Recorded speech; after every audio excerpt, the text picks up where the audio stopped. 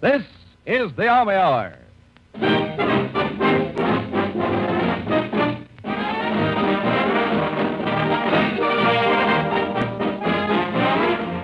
Here is the official radio report of the War Department for the week of 14 October 1945. Today, the Army Hour pays tribute to the professional actors and actresses who have entertained American troops on the battlefronts of the world. You will visit USO camp show units in Europe and in the Pacific, and you will hear from entertainers in this country who have traveled to remote military outposts of the world since the beginning of the war. This is a military operation of the War Department. This is the Army Hour.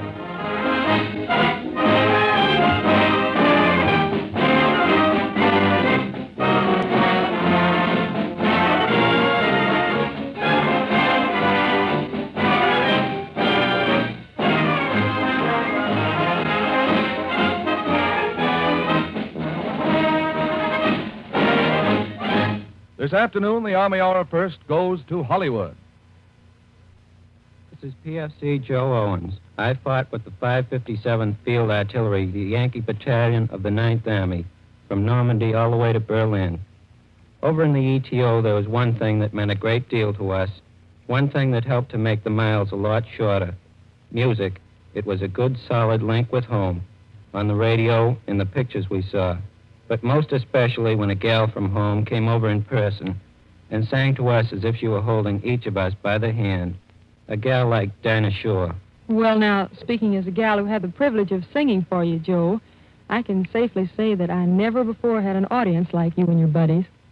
I remember sitting in a field in France, Dinah, after a tough day, and then you sang, and we weren't tired anymore. I remember the song, too. It sounded something like this.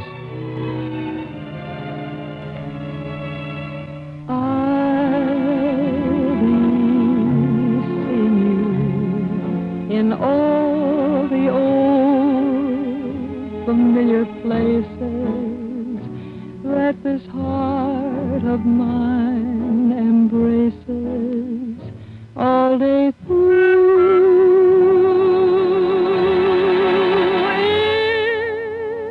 In that small cafe, the park across the way, the children's carousel,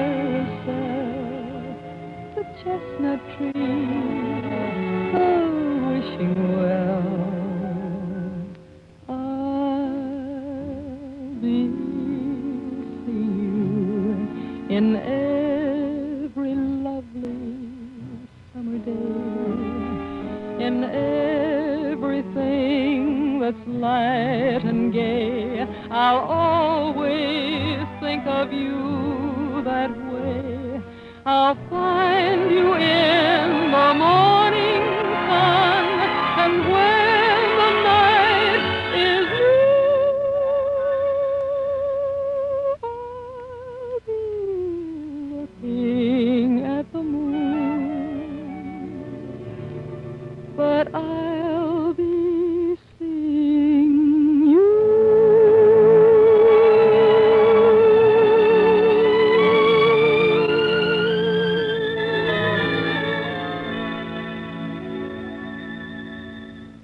From Hollywood, we've heard Dinah Shore from the Armed Forces Radio Service Orchestra. The Army Hour now switches to Washington, D.C. We present General Jacob L. Devers, Commanding General, United States Army Ground Forces. That bit just heard from Hollywood was to me a miniature of many USO camp shows. Dinah Shore was a singing symbol of more than 4,000 entertainers. These entertainers represented the finest in their profession. They played to the finest audience, some 8.25 million young servicemen and women, the best America had to offer. USO camp shows sent overseas professional actors and actresses who provided everything in the entertainment field from burlesque to ballet. They performed anywhere, from the tailgate of a truck to a German sports stadium. Their audiences varied from one wounded soldier to eager gatherings of many thousands. The morale of the American soldier was certainly one of his greatest assets. It enabled him, a recent civilian in most cases, to overcome in battle the professional Nazi warrior trained almost from infancy in the art of killing. American morale proved better than Japanese Bushido. Our men fighting as Americans licked the Japanese who fought as fanatics. I know that the USO camp shows were an important factor to the morale of the American soldier. They brought to the very battleground the humor, the drama, the music, and the feminine beauty that are an integral part of the American character at home, abroad, anywhere. These stage, screen, and radio people worked at home and overseas for no pay or for very little. Yet I have no doubt from what I saw that they felt amply rewarded by the sheer appreciation of their audiences. Our soldiers made them feel they were really helping to win the war. They were. On behalf of the men of the Army Ground Forces, I would like to thank the entertainers, each and every one of them. On behalf of the men still overseas who are finding the occupation job tougher in some ways than the actual fighting, I would like to ask that the USO camp shows continue, that they stick with the troops until the last ones come home, and then come home with them on the same boat. Thank you, General Devers. The USO camp shows are sticking with the troops in theaters of operations everywhere. For a report on European activities, the Army Hour takes you to Chateau, France.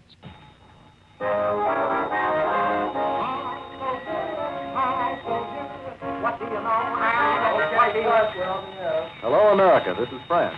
Chateau are the headquarters for the 68th 17th Special Services USO Battalion.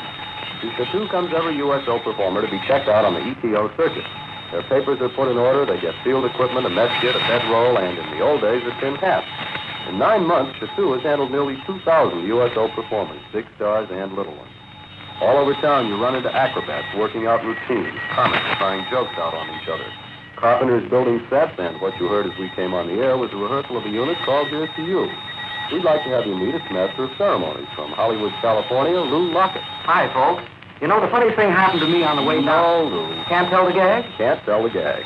What we want to know is something about USO Camp Show's job in Europe, Lou, and you're a good man to tell us. Well, Ted, in the last 6 months alone, USO camp shows have given us 10,000 performances in Europe. The trooper who comes over here spends an average of 6 months in the war zone. May stay much longer. I know one act that's been here for 32 months. Well, how big is your average audience? About 1,000 GIs at each performance. And how many USO entertainers are in Europe right now? There are 749 acts in the ETO now, and 64 of us here at Chateau, getting set to go out again.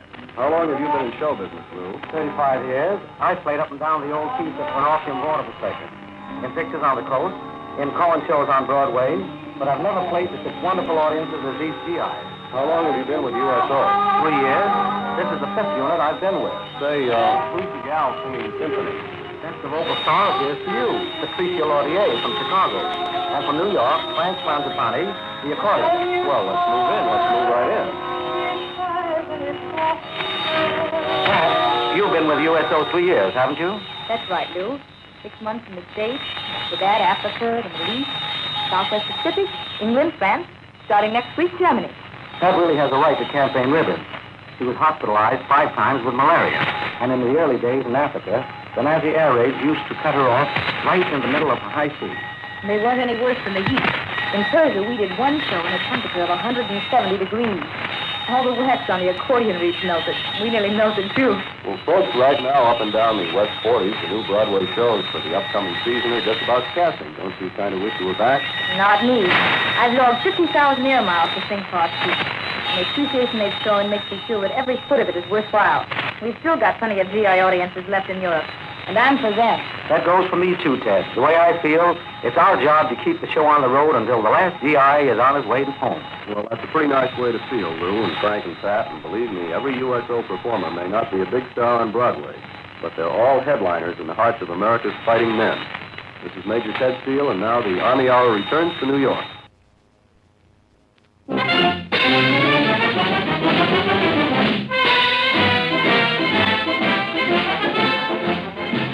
We now visit a field of operations important to the USO in the United States, the #1 priority in this country in soldier morale. The Army Hour takes you to England General Hospital in Atlantic City, New Jersey. In addition to great singers, dancers, comedians, and what do you like best, the USO has sent the country's top artists and illustrators on tours of hospitals and bases here in the States and overseas. Among the first volunteers in this work was Australian-born John Vickery, crack illustrator who is setting up his easel right now here at the Rec Hall at England General Hospital in Atlantic City, New Jersey. How did you get started in this sketching work, John? The Army invited me to try it out at Walter Reed General Hospital early in the war. It seemed like a good idea. I had fun, and so did the fellows. And so artists became a regular feature of USO entertainment? Yes, hundreds of them volunteered. But we could only take those artists who sketch rapidly, get a good likeness, and did not need any elaborate equipment. You were the first artist to go overseas, weren't you, John? Yes, I was. In the summer of '44, I was sent to the Pacific Theater.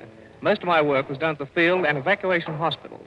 But whenever I could, I visited the battalion aid stations and went on patrols with the men. What were the fellows' reactions when they found you right up there in the front lines? Oh, it was a sort of a surprised, hello, what are you doing up here attitude. They invariably asked me to make them look clean and refreshed, even though they were actually dirty and tired. No need to worry the folks, they'd say. Tell me exactly what happens to a portrait after you've done it. The original, a negative, and a photostat are sent to the soldier's wife or family. Well over 30,000 portraits have been done by our artists during this war. And you, John Vickery, were responsible for more than 1,000 of those portraits. Now that the war is over, John, how's the work continuing? Well, I've been sketching one of the fellows while chatting with you. And in a moment or two, his portrait will be finished. Oh, hey, Pinky, it looks just like you. Hey, Pinky, he got both your ears on the one sheet of paper. Well, to tell you the truth, fellows, Pinky's ears are no larger than Orson Welles. What has Wells got that Pinky ain't got? Rita Hayworth. Yes, artists have made a great contribution to the fun-packed USO entertainment calendar. And now, this is Staff Sergeant Ed Smith returning you to the Army Hour in New York.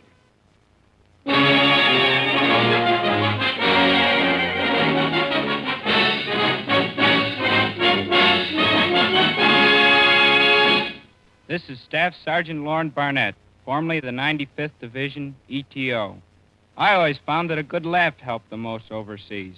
Not necessarily a fancy laugh. More often than not, the USO Laugh Brigade worked from the tailboard of a truck with plenty of rain or snow, but they always delivered. Well, Sergeant, to hear what the USO Laugh Brigade has to say about you, the Army Hour returns to Hollywood. This is Bob Hope in Hollywood. This radio studio I'm standing in, the sound stage down the street, have been traveling lately. There's a jungle clearing in New Guinea which became a 5-a-day vaudeville house.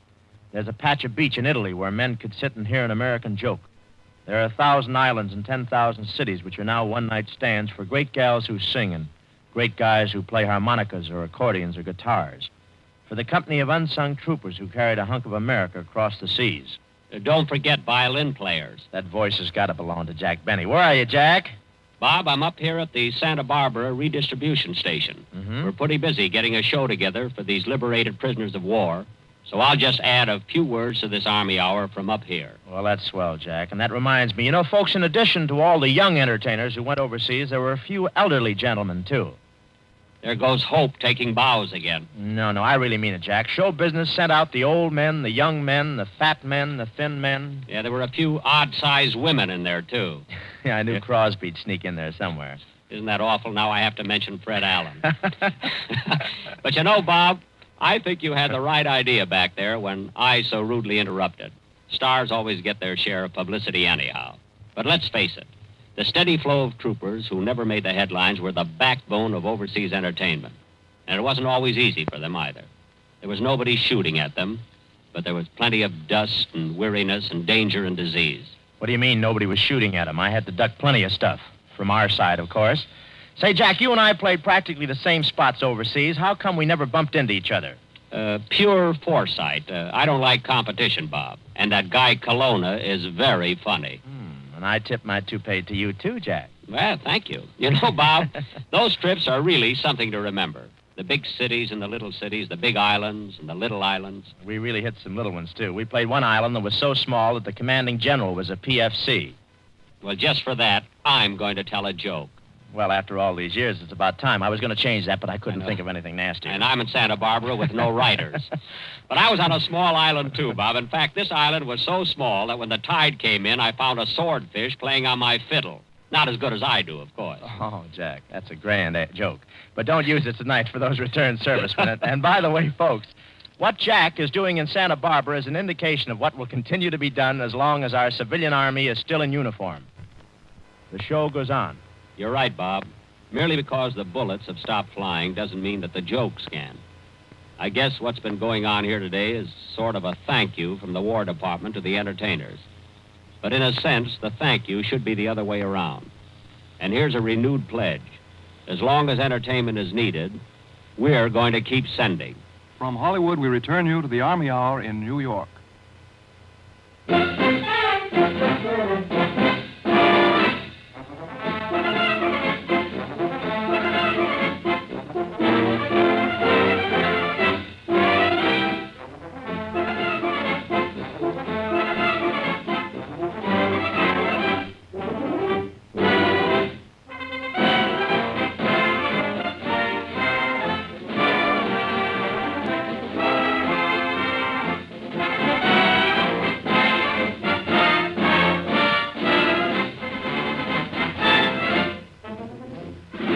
The Secretary of War, the Honorable Robert P. Patterson, has this to say. Today we are honoring USO camp shows and the members of the entertainment world who have cooperated so magnificently with the War Department in entertaining our troops.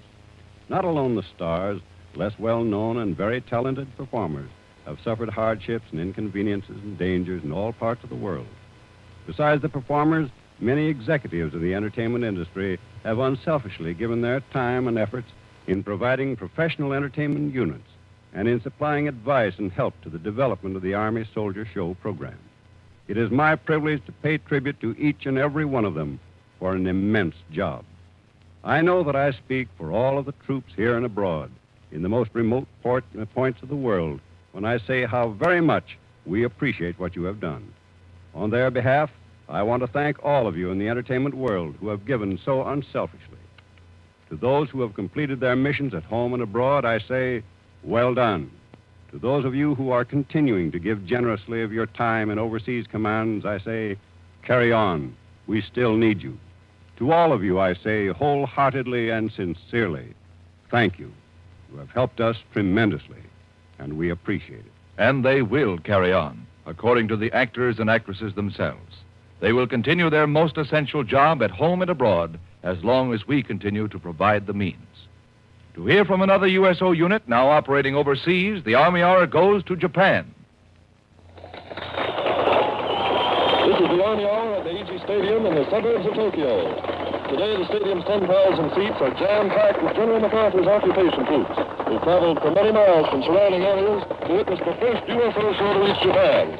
Elevation you're hearing in the background follows this initial performance in Japan of Danny Kaye, stage and screen star, and Leo DeRocher, manager for the Brooklyn Dodgers. Here's the 1st Cavalry Division man who saw the show, PFC Robert Sickatus of Chicago. What do you think of it, soldier? That was really a swell show. Best I've seen in a long time. I guess you haven't seen any since the Philippines, have you, soldier? That's right. We were kind of rushed up to Japan in a hurry, and there hasn't been much entertainment around here. You fellows must have enjoyed seeing Danny Kaye and Leo DeRocher. Yeah, we like any stateside shows that we can get.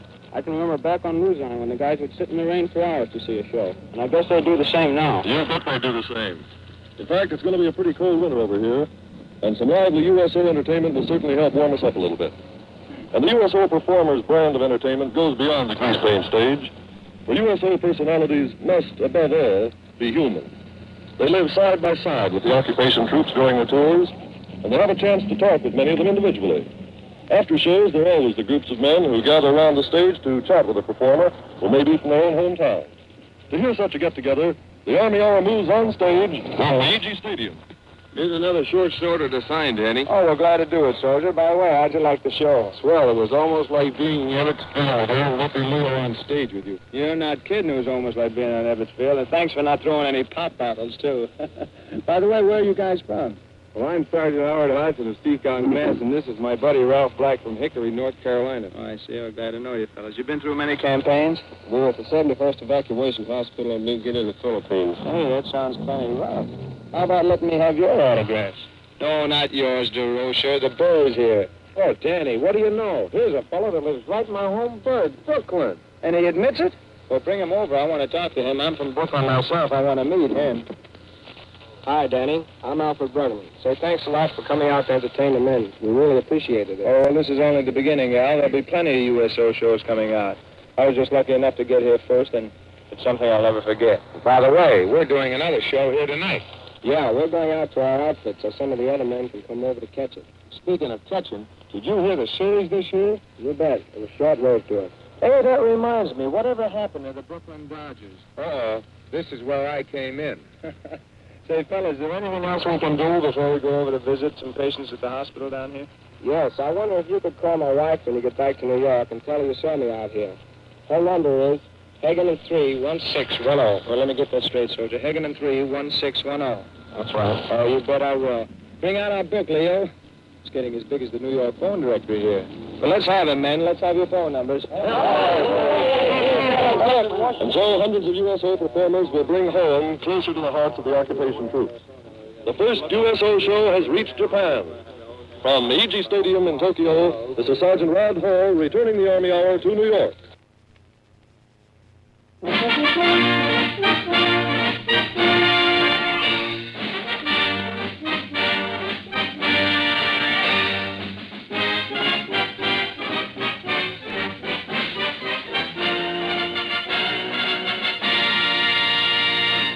This is Sergeant Lorne Barnett again. We soldiers appreciate the sacrifices which so many of our USOers made. Danger was our business. They were civilians, but many of them were injured too. Many of them were killed. Their sacrifice was above and beyond the call of duty. Today, the Army Hour brings you one of those heroic legionnaires. She was badly injured, yet when she was able, like so many others, she carried on again. Here is Jane Froman singing the song we GIs always shouted for.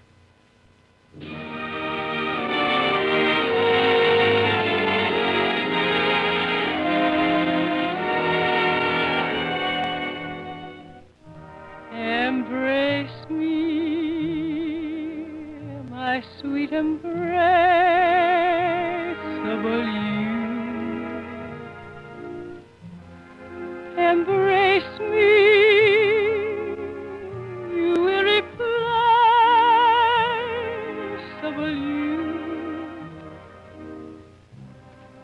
Just one look at you, my heart grew tipsy in me.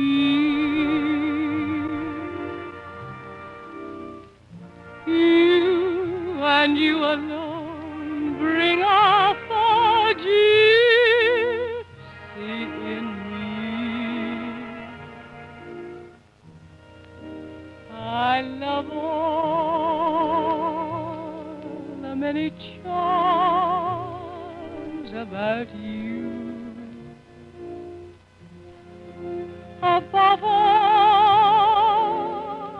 I want my arms about you. Don't be a naughty baby.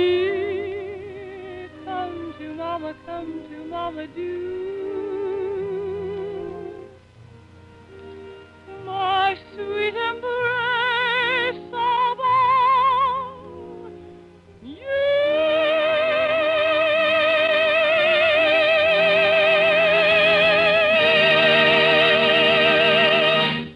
One last word of appreciation.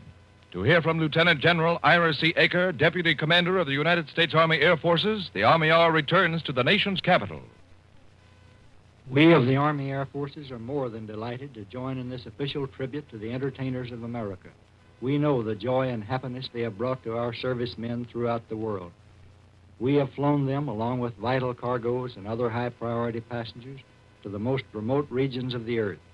We have seen our airmen, soldiers, sailors, and Marines cheered by their excellent performances.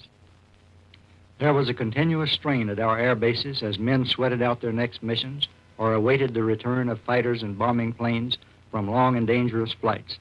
The laugh, the gay song, the clever vaudeville routine brought by Jack Benny, Bob Hope, Bing Crosby, Beebe Daniels, and thousands of other talented performers contributed greatly to high morale, the biggest factor in victory.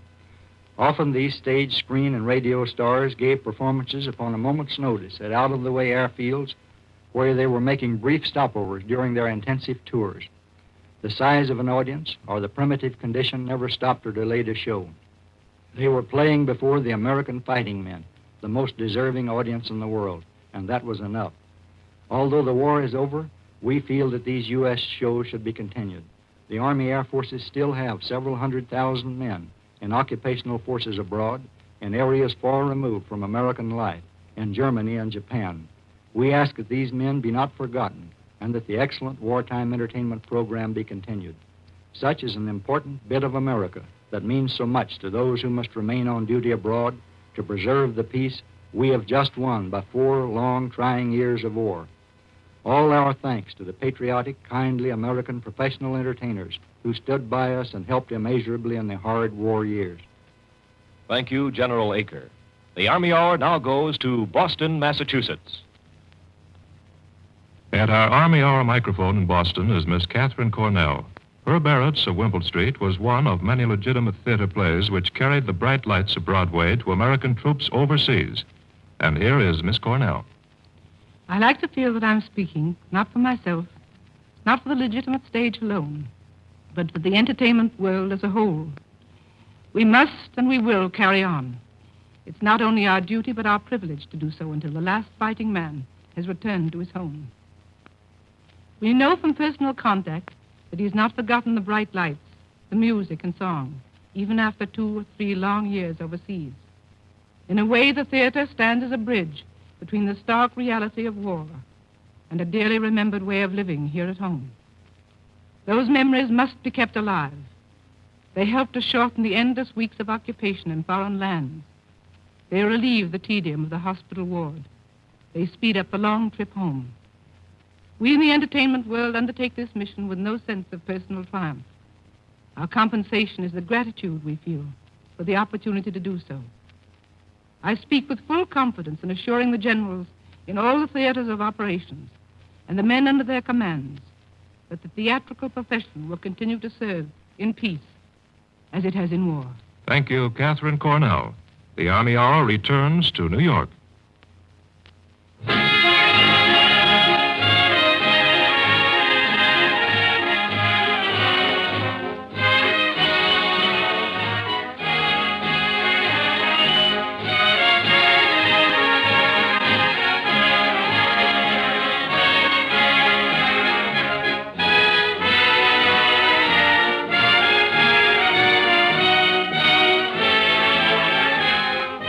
Ladies and gentlemen, our national anthem.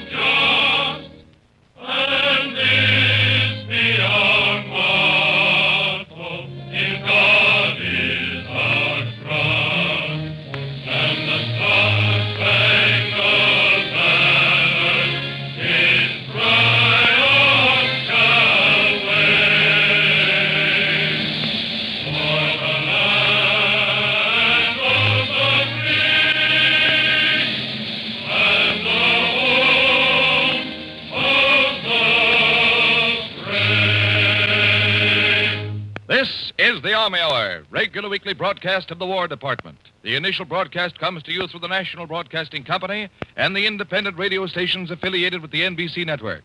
Today's Army Hour came to you from Japan, Germany, Hollywood, California, Atlantic City, New Jersey, Boston, Massachusetts, Washington, D.C., and from New York.